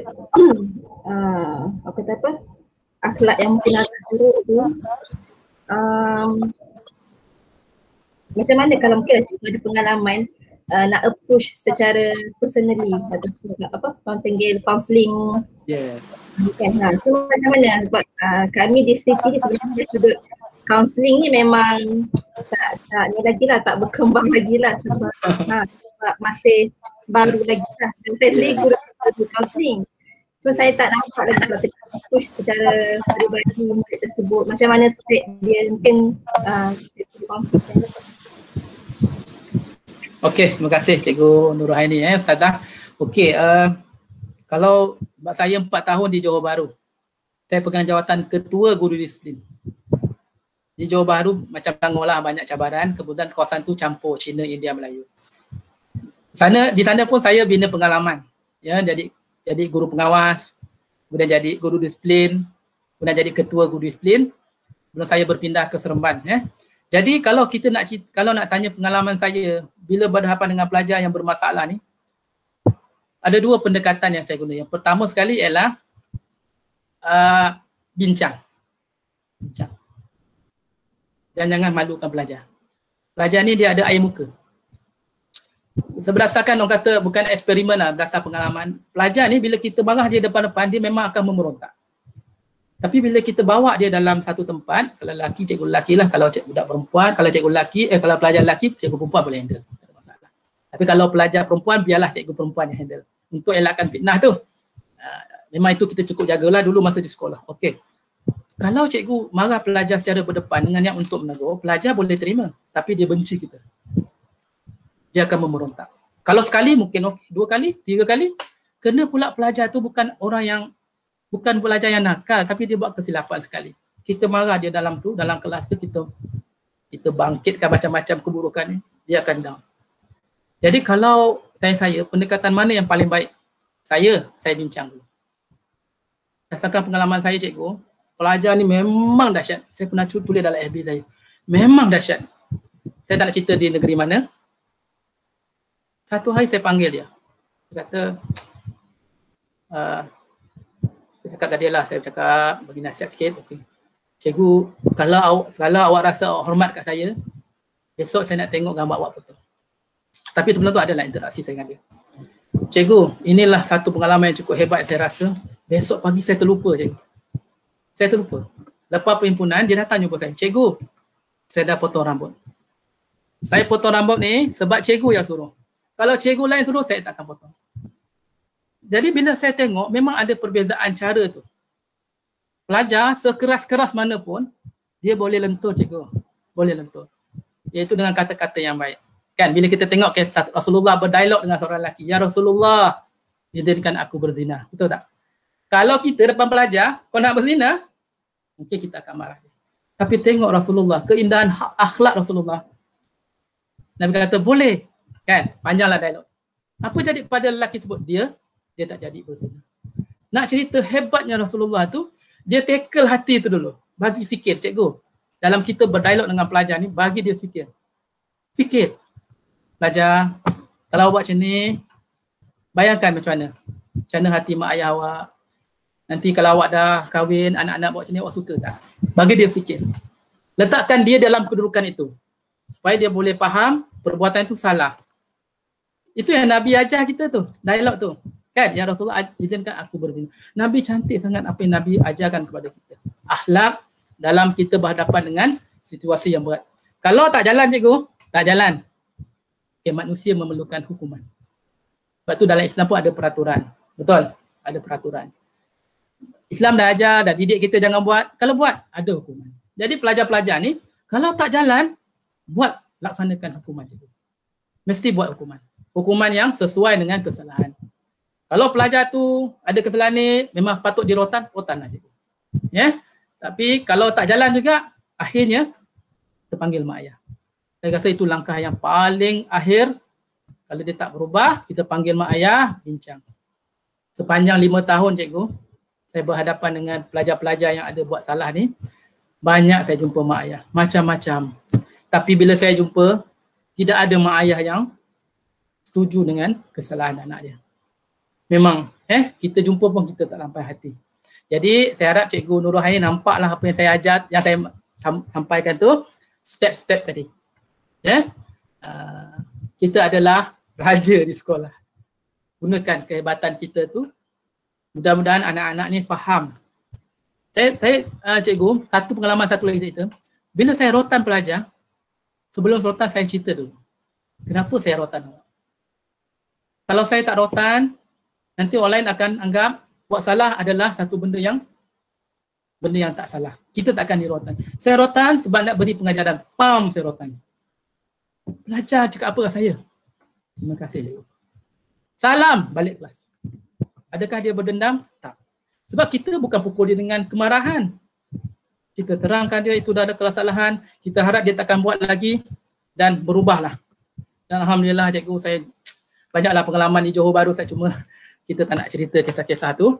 Jadi antara step-step yang kita guna tadi, insyaAllah kalau kita jaga akhlak kita, daripada kita jumpa dia, sampai kita rotan dia, sampai dia nak balik kelas, dia jaga akhlak kita, jaga mulut kita, gunakan bahasa-bahasa yang boleh bangkitkan semangat dia, insyaAllah. Saya percaya anak-anak ni akan berubah. InsyaAllah. Okay, ada lagi nak tanya ke?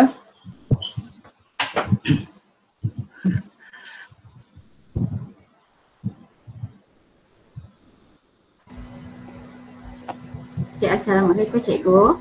Okey, Assalamualaikum. Okay, saya Mu'alimah Aini. Okay. Oh ya, Mu'alimah. Saya ingin tanya satu soalan. Macam mana kita nak beri kesedaran lah kepada ibu ayah tentang pembelajaran anak-anak. Sebab sekarang ni kita tengok kebanyakan setengah ibu ayah yang ambil berat tentang pelajaran anak-anak, dan ada juga yang terlampau busy dengan kerja sehingga memang tak semak kerja anak. Sebab itulah kadang kita tahu kenapa pelajar ni tak siap kerja kita, tak siap kerja yang guru berikan. Kadang-kadang mungkin pelajar ni tak faham dan ibu bapa meletakkan 100% kepada guru tersebut dan tak pantau langsung anak-anak di rumah. Walaupun dia dah tahun 5, memang bila tanya mak ayah saya sibuk bekerja, ada juga yang masih lemah lagi membaca Al-Quran. Macam mana kita nak tekankan kepada ibu ayah? Okey, terima kasih sama-sama Cikgu Aini Ustazah Aini. Okey, soalan yang biasa keluar daripada mulut kita sebagai guru. Okey, jadi jawapan pelajar ni kita kena tengok. Pertama, cikgu, ayah saya sibuk. Mungkin betul sibuk. Kan? Memang dia sibuk. Bapak dia mungkin selalu pergi kerja luar ke sebelum pandemik kan? Selalu outstation dan sebagainya. Sibuk cikgu, tak sempat nak semak buku saya. Okay, ada pelajar yang memang keluarga dia benar-benar sibuk. Okey. Kalau tanya saya cikgu, faktor parents ni adalah faktor luaran. Lepas tu kalau kita buat SWOT analisis tu, kan pernah buat SWOT analisis, kita ada SWOT, strength, weakness, kekuatan, kelemahan tu adalah kita. Kalau kita nak menentukan kejayaan pelajar, faktor dalaman, kekuatan dan kelemahan tu kita. Yang itu kita boleh kawal. Kita boleh kawal. Satu lagi faktor ialah faktor di luar. Dua lagi faktor ialah keluar, iaitu peluang, ancaman. Peluang, kalau kita dapat parents yang bagus, itu peluang yang hebat untuk kita pastikan pelajar itu cemerlang. Tapi kalau kita dapat parents yang kurang beri perhatian, sibuk bekerja, tak sempat nak semak kerja anak, itu adalah ancaman buat kita. Itu yang boleh menggagalkan kita untuk pastikan pelajar kita ni boleh baca Quran, boleh baca jawi. So ancaman ni ialah di luar kemampuan kita untuk kawal. Cuma kita kena ada strategi untuk menangani dia. Apa strategi yang kita boleh buat? Contoh, ada ke di sekolah ni, lepas cikgu semak, pihak pengurusan semak, buku itu dihantar kepada guru, pelajar, kepada parents, untuk parent tanda tangan bahawa buku ini telah disemak. Ada tak amalan tu? Yes, itu mungkin kita boleh buat. Jadi contoh, kita ada buku kerja katakan, kita dah semak, kita hantar pada ketua bidang contohnya, ketua panitia ke ketua bidang, dia akan semak, okey, dia puas hati, hantar kepada JPK 1. So JPK 1 akan sahkan bahawa cikgu ni memang menyemak buku. Kemudian kita hantar kepada parents untuk parents tanda tangan. Jadi di situ ada bukti mengatakan parent ni semaklah buku anak-anak. Contoh sebulan 3, contoh setahun mungkin 4 kali. Supaya mak ayah ni nampak anak tu buat kerja ke tak buat kerja. Itu satu. Kedua, kita dalam belajar ni ada pelajar cemerlang sangat. Betul. Ada kedua pelajar sederhana. Ada pelajar ialah pelajar yang lemah. Setiap pelajar ni, cikgu, kita kena bantu dia. Kalau pelajar yang cemerlang ni, kita bantu dia segi apa? Kita banyakkan dia, beri latihan yang bagus lah. Banyakkan buat program motivasi untuk dia. Kalau pelajar sederhana ni pun sama. Tapi pelajar yang lemah ni, kenapa dia lemah baca Quran? Kita kena kenal pasti. Itulah pentingnya hubungan dengan PIBG. Ada tak hubungan baik dengan PIBG? Okey. Macam apa yang cikgu boleh buat juga ialah terus, sebenarnya ini pandangan saya lah. Kalau pelajar tu memang sangat bermasalah, pihak sekolah perlu maklumkan kepada parents sebelum mak ayah tu, sebelum jauh. Kalau bulan pertama tak hantar buku, okey. Bulan kedua tak hantar buku, jangan biarkan. Kita kena bertindak. Kita kena maklumkan pada mak ayah dia yang anak dia ni dah lama tak hantar latihan. Kalau kita biarkan cikgu benda ni, apa jadi? Anak tu akan resah, anak tu akan tertinggal, nanti mak ayah akan takut mak ayah bising dengan kita. So kita kena ada plan. Kita kena ada dia punya tata cara dia. Kalau anak tu tak buat latihan, apa perlu buat? Kalau tak ubah lagi, apa kita boleh buat? Jadi benda tu akan pertama sekali bukan saja dapat menyelamatkan pelajar tu, bahkan dapat menyelamatkan kita. Dan itulah salah satu daripada tanggungjawab kita sebagai guru untuk bantu pelajar ni belajar. Jangan kita biarkan anak-anak ni. Macam pengalaman saya cikgu, pengalaman saya di tingkatan 6, antara benda yang kita buat, kalau pelajar tu tak datang, tingkatan 6 biasalah. Dia kan dah besar. Kalau tak datang, apa kita buat? Kita call mak ayah dia. Kadang-kadang cikgu kelas call, kalau cikgu kelas tak apa call, saya call. Kita maklumkan anak dia tak latih, tak lama tak datang. Apa? Jadi di situ, adanya hubungan kita dengan mak ayah, dia tahu apa yang berlaku di sekolah. Jadi mungkin perlu ada jawatankuasa ni. Biasanya pihak pengurusan boleh mesyuarat apa tata cara yang perlu buat untuk pelajar-pelajar macam ni supaya kita ada tindakan. Kita kena ada tindakan supaya pelajar-pelajar ni dapat diselamatkan. Jangan kita biarkan. Biasanya benda macam ni kaunselor yang akan ambil. Kaunselor yang akan uruskan. Dia tahu ada cikgu hantar nama pelajar ni bermasalah, apa masalah dia selalu tak datang sekolah, apa masalah dia selalu tak join ni grup ke, apa masalah dia selalu cakap kasar, selalu lawan cikgu. Kaunselor kena ambil alih untuk bantu pelajar ni beri nasihat dan sebagainya. Okey, cikgu Aini harap benda tu boleh bantu cikgu lah. Maknanya pelajar cikgu setiap masalah kita kena pasti apa masalah, kita cari jalan untuk selesai. Macam tu. Itu step dia. Okey, cikgu Aini, terima kasih. Terima kasih. Sama. Ada soalan lain yang nak ditanya? Saya seronok tengok cikgu aktif. Alhamdulillah. Walaupun waktu petang ni cabaran, saya sepatut duduk di luar ni. Saya punya ceramah ni. Tapi kat luar orang sedang bertukang. Duduk dalam bilik dia dah macam orang kata maaf lah gelap sikit. Ada soalan lain nak ditanya? Saya kongsi buku yang saya tulis. Antara buku yang saya tulis ialah tadi Hebatnya Cara Suam Didik dan Motivasi Pelajar. Nota Hati Buat Pelajar, dan saya suka buku organisasi itu, Watak-Watak Dalam Organisasi. Berdasarkan pemerhatian saya pada manusia ni, manusia ni memang ada watak. Ya. Okey, cikgu kalau ada apa nak tanya lagi, insyaAllah saya jawab, tak apa.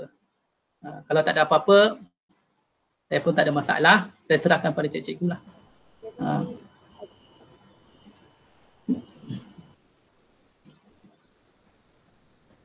Siapa nama mudir kita? Maaflah, saya tak sempat tadi nak ambil nama mudir. Kamarul Hilmi. Kamarul Hilmi. Okey, baik. Ustaz Kamarul Hilmi.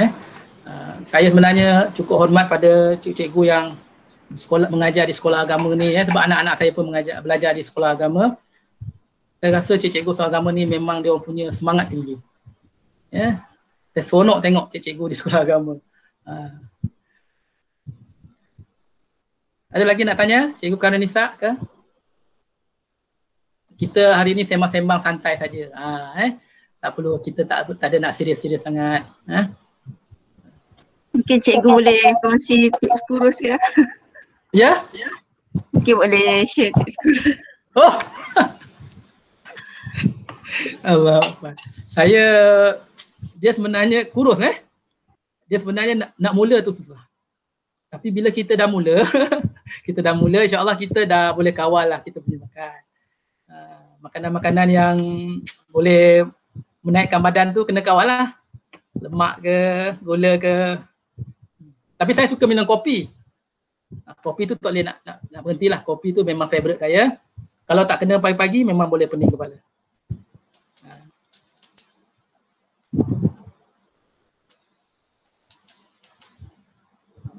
Ustaz Anwar mengajar apa?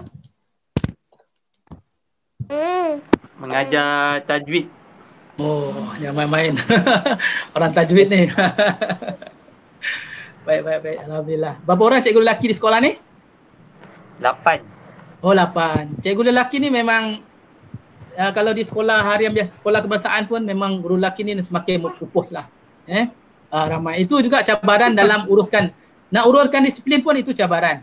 Guru-guru lelaki dah kurang. Bila kita nak uruskan disiplin tu jadi satu cabaran. Tu kadang-kadang kita dengar cikgu perempuan jerit tu, jangan marahlah. Sebab cikgu lelaki dah tak ada. Cuma suara dia lain sikit lah. Kadang-kadang menjegit pelajar pun buat tak tahu kan, sabarlah. Itu cabaran sekolah. Cikgu boleh ke nak tanya? Boleh cikgu. Yes, cikgu salah. Yes.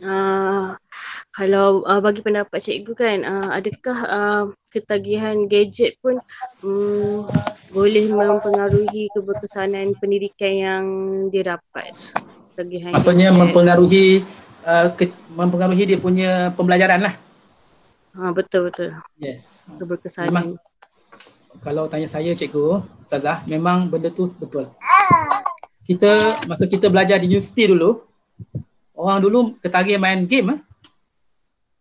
Memang kadang-kadang tidur sampai 2-3 pagi. Memang pagi tak boleh pergi kuliah. Kan mungkin ada yang gagal dalam peperiksaan, mungkin ada. Sebab ketagihan masa tu memang tak ada handphone lah. Kalau ada pun main handphone ular tu biasalah. Dulu-dulu kan. Zaman saya belajar dulu tahun 98, bila saya sambung degree tu, masa tu handphone dah mula orang dah mula gunalah. Masa tu main game ular yang bergerak-gerak tu kan. Itu tak ada masalah. Tapi hari ni orang dah guna macam-macam game. Memang cikgu, Ustazah, kalau tanya saya, memang akan beri kesan yang besar. Jadi kalau bukan saja di sekolah tu kita punya peranan untuk didik anak-anak ni supaya jangan gadget. Anak saya memang ada gadget. Memang saya bagi masa belajar, ada masa buat kerja rumah, ada masa buat ini. Masa ni saya benarkan main handphone. Mainlah, tak apa nak tengok YouTube ke, ada anak saya nak main game saya bagi. Tapi dalam keadaan terkawal. Cukup masa berhenti. Jadi anak-anak ni tahu bila masa yang perlu pakai, bila masa dia perlu main, bila masa dia perlu stop. Dan saya didik anak saya nak guna mesti buat beritahu. Abah nak guna handphone boleh. Maksudnya kita ajar macam tu. Sebab kita tahu kesannya sangat hebat. Anak-anak yang selalu terdedah dengan gadget ni kalau tak dikawal, kita tengok kan kes-kes di luar negara, betul tak? Ada sampai yang mengamuk, pukul mak ayah kan? Banyak kes saya baca. Jadi inilah peranan kita, cikgu. Kita sekali pertama kita kawal anak-anak kita dulu. Supaya kita boleh nampak benda tu keberkesanan dia, insya-Allah kita boleh didik anak-anak pelajar-pelajar kita di luar sana.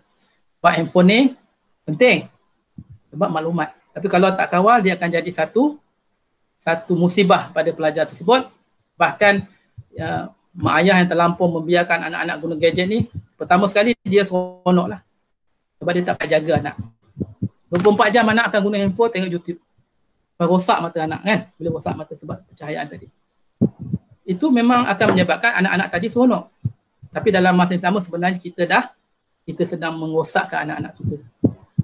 Sama dari segi pelajaran, dari segi komunikasi dalam keluarga, sibuk dengan bercakap handphone, pergi kedai makan semua anak-anak keluar handphone. Itu kesan handphone akan menyebabkan pelajar tu rosak mata, akan menyebabkan pelajar tu kurang belajar dan komunikasi dalam keluarga tu pun boleh rosak. Itu kita kena cerita pada mak ayah. Mungkin kita ada masa kalau ustazah-ustazah yang pegang jawatan untuk kaunselor ni boleh buat satu video pendek. Apa kesan gadget kepada mata? Ada buih, ting kan, gambar kartun. Pelajar seronok, jangan letak gambar buih untuk budak kata 6, pening dia. Sebab dia dah besar. Kan? Letak benda-benda yang menarik, jadi anak-anak ni baca, gadget, apa bahaya gadget kepada mata, contoh. Bagaimana menggunakan gadget secara bagus supaya mata tak rosak. Bilakah masa sesuai untuk ini peranan kita, cikgu. Masukkan dalam grup-grup kelas bahawa gadget ni bagus tapi ada kesan dia. Dalam masa yang sama, mak ayah baca tak? Mak ayah baca. Aku dah tersilap. Jadi ini peranan kita juga, cikgu ya. Kalau sama kita tengok anak-anak kita tengok juga anak-anak di luar sana iaitu pelajar-pelajar kita. Bagus soalan cikgu tadi. Ada Cikgu Syuhairah nak tanya apa-apa? Dah nyorok lah Cikgu Syuhairah. Tak ada soalan. Teruskan bertanya, tak apa. Saya ni bukanlah orang yang serius sangat. Cikgu, saya nak tanya. Boleh. Cikgu mengajar apa? Cikgu mengajar? Sains. Sains. Okey, sains. Okey, Cikgu Wan, teruskan. saya tak tahulah benda ni dah disoalkan ke belum sebab tadi line internet saya buat perangai kan. Saya tak berapa dengar saya. Jadi soalan saya untuk darjah 5 lah khususnya kan, dekat Seriti ni dah sampai darjah 5 dan saya yang mengajar darjah 5 sains tu. Jadi saya tak tahulah diorang rasa diorang ni dah besar ataupun macam yelah contoh yang saya boleh bagi yang diorang sekarang dah boleh suka hati nak masuk kelas ke tak nak masuk kelas, datang sekolah ke tak nak datang sekolah. Jadi nak minta cikgu sharekan jugalah macam tips ke macam mana kita sebagai cikgu ni cara nak mengajar diorang. Kalau budak besar ni dia lain sikit kan, kena lain sikit sebab gigil pula. Okay, kalau contoh kita bagi quizzes kan, kalau kita bagi dekat darjah 3 dia orang excited lah kan. Tapi kalau kita bagi dekat darjah 5 ni dia macam okay macam tu je, dia terima macam tu je lah, dia buat je lah, dia tak ada orang kata keseronokan tu. Dia tak ada orang kata dia punya perasaan yang diseronok tu dia tak tunjuk dalam grup tu, betul Itu maksud dia kan? Dia macam attraction dia lost kat situ. Ya. Kadang-kadang kita pun cikgu pun terasa hati, betul tak? Okey. Benarnya benda tu berlaku di sekolah menengah pun berlaku cikgu, di tingkatan 6 pun berlaku. Cuma saya ni memang garang sikit. Garang tapi saya bukan jenis orang marah. Saya dah pesan banyak kali, tak masuk kelas saya mesti beritahu kenapa. Kemudian kelang kabut lah mesej saya. Dan bila kata saya kata kat dia orang, kalau saya jumpa lepas cuti esok, susah kita nak berbincang lebih lanjut. Jadi pastikan kalau tak masuk kelas, maklumkan. Jadi itu antara yang kita boleh buat ialah pertama sekali, itu yang petua saya daripada dulu, bila kita masuk kelas yang baru, kita mesti jelaskan apa peraturan. Okay, nama saya Cikgu Razali bin Sa'aran, saya akan mengajar awak prinsip akaun, tingkatan 4. Okay, awak baru masuk tingkatan 4, awak belum pernah kenal lagi cikgu di tingkatan 4, jadi saya ada peraturan saya. Okay, peraturan saya ialah bla bla bla bla. Jadi bila kita cakap macam tu, kita masuk kelas, ingat kita mesti buat. Supaya pelajar tahu kita memang adalah orang yang bercakap buat apa yang kita cakap. Itu yang pertama. Okey. Jadi cikgu sekarang budak PDPR memang mencabar. Kita tak tahu pelajar ni di mana. Dia buka dia punya handphone tapi dia tak ada di situ. So bila kita tanya, senyap. Dia pandai. Dia takut cikgu marah, dia tipu kita dengan cara macam tu. Jadi apa yang cikgu boleh buat sekarang untuk berhadapan dengan benda-benda macam ni ialah pertama sekali cikgu kenal pasti siapa pelajar tu. Siapa pelajar tu? Adakah dia orang yang sama? Ataupun dalam kelas tadi ada 15 orang, 20 orang, adakah semua pelajar tunjuk sikap yang sama? Itu satu. Itu kalau tunjuk sikap sama, itu budaya dia. Memang ada budaya tu. Kelas tu pasif, kurang bercakap tu tak apa, itu lain. Tapi kalau waktu PDPR benda tu berlaku, siapa budak tu? Cikgu kenal pasti siapa. Berapa kali kekerapan dia macam tu. Jadi bila kita kenal pasti benda-benda macam ni cikgu, okey, ada beberapa cara yang cikgu boleh buat. Pertama sekali, setiap kali lepas latihan, cikgu, okey, sila tulis nama pelajar-pelajar yang masuk kelas. Tengok nama dia keluar. Okey, cikgu nampak dia tipu. Jadi bila cikgu nampak tipu, itu yang kita boleh simpan dulu kesalahan dia. Okey. Itu cara yang pertama. Pelajar yang menghantar kerja, takkan mak ayah dia tak baca. Mak ayah dia mesti baca.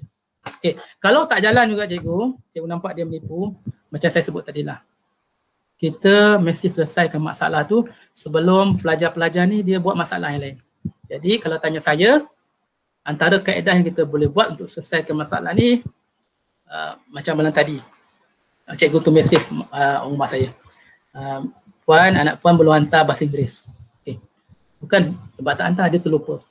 Jadi kita, kalau saya baca macam tu saya malu.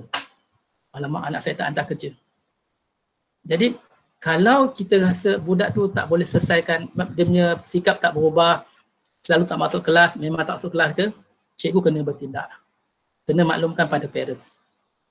Kalau parent tu jenis yang okey lah. Tapi kalau dia tak okey, itu adalah di luar bidang kuasa cikgu. Yang penting, kita mesti selesaikan benda tu. Kita takut nanti pelajar-pelajar ni tercicir. Jadi itu yang cikgu boleh buat lah. InsyaAllah. Wallahualam. Ada lagi soalan? InsyaAllah saya cuba jawab dah.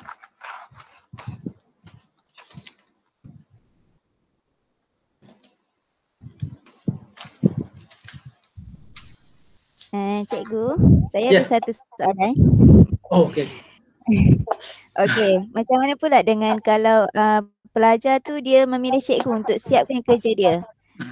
Dia siapkan untuk cikgu yang garang, dia siapkan kerja. Kalau cikgu yang agak kurang kurang garang ni. Bukan kurang garang, maksudnya dia ada masa Yalah. dia. Cikgu, Macam mana?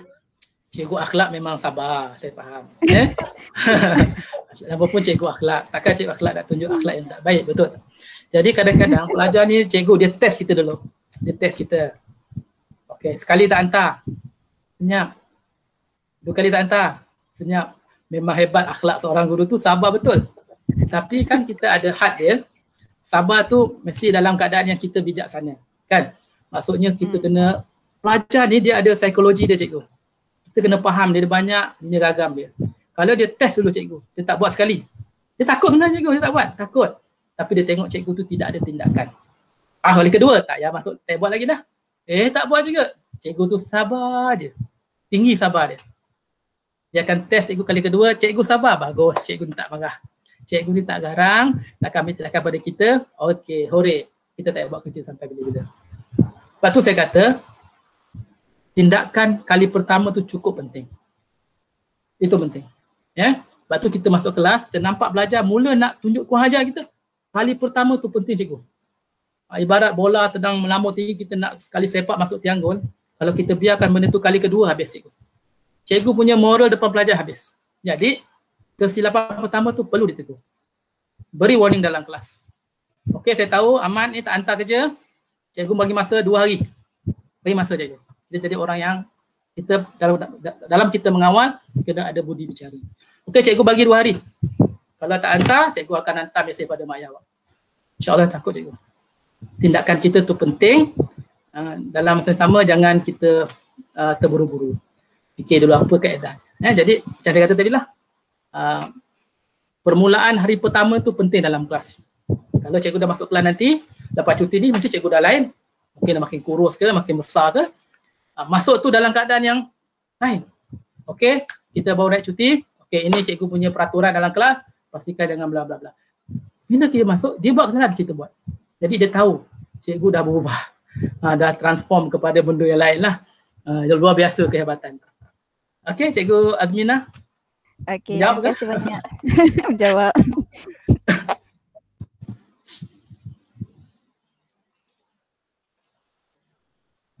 Ada lagi nak tanya? Okey, saya serahkan kepada cikgu lain kalau ada nak tanya. Semua dah letih, Ustaz Mustaqim pun dah letih tu. Tak sabar nak cuti dah kan, Ustaz Izzuddin. Tak sabar cuti ni, dia nak cuti dah. Aduh, hai. Cuti 2 minggu InsyaAllah, cikgu rehatlah. Kalau tak ada apa-apa, boleh saya tutup ke? Atau okey, kalau ada soalan boleh teruskan. Asli tak ada kot. Okey, kalau tak ada saya buat sedikit rumusan boleh? Boleh cikgu. Okey, jadi alhamdulillah saya ucap jutaan terima kasih pada pihak sekolah sebagai penganjur. Saya rasa bersyukur sangat jumpa cikgu hari ini, luar biasa, sangat proaktif, sangat aktif. Dan apabila cikgu tanya pada saya soalan-soalan tu, saya tahu cikgu nak buat yang terbaik. Cuma sedikit lagi kata ingatan buat diri saya dan cikgu. Kalau kita nak jadi orang yang ada jati diri guru cemerlang, kita jaga 2 perkara tadi insya-Allah. Jaga peribadi kita, jaga ilmu dan kemahiran kita supaya kita lengkap di situ. Jadi jutaan terima kasih pada semua, pada pihak penganjur. Sekiranya ada salah dan silap daripada saya, keterlanjuran, salah perkataan, salah sebut dan sebagainya, semua itu kelemahan saya. Kalau cikgu rasa ada sedikit kebaikan tu, semua daripada Allah. InsyaAllah kalau ada rezeki kita di lain masa, mungkin kita boleh bincang benda lain. Mudah-mudahan kita dapat jadi yang terbaik, guru yang hebat, iaitu guru yang sentiasa dalam hati pelajar-pelajar. Supaya kita sentiasa dirindui, dan kalau kita tak jumpa, kalau pelajar rasa tak sabar jumpa kita, kerana kita adalah guru yang sentiasa dekat di hati dia. Dan kalau dia pergi universiti, kalau bahkan dia dah kerja, dia dah kahwin, dah ada anak, dia sentiasa mengenang kita sebagai guru yang sentiasa lekat di hati kita. Maaf saya silap. Sekian saja daripada saya. Assalamualaikum warahmatullahi wabarakatuh. InsyaAllah. Waalaikumsalam warahmatullahi wabarakatuh. Terima kasih banyak cikgu. Okey. Jumpa lagi insyaAllah. Mungkin boleh ambil gambar sikit kot. Boleh. Ini kenang-kenangan gambar boleh. Terima kasih sama-sama Cikgu Izzuddin, Ustaz. Terima kasih cikgu. Terima kasih cikgu. Ya, Siapa yang nak ambil gambar ni? Yang nak ambil? Una ambil Nabil habis dah. Cepat Una. Saya pun nyanyi. Ya. Sekejap. Okay, suara kat cikgu Sekejap mana. Okay, 1, 2, 3. Mesti hampa masuk. Dah kan? Okay, 1, 2, 3.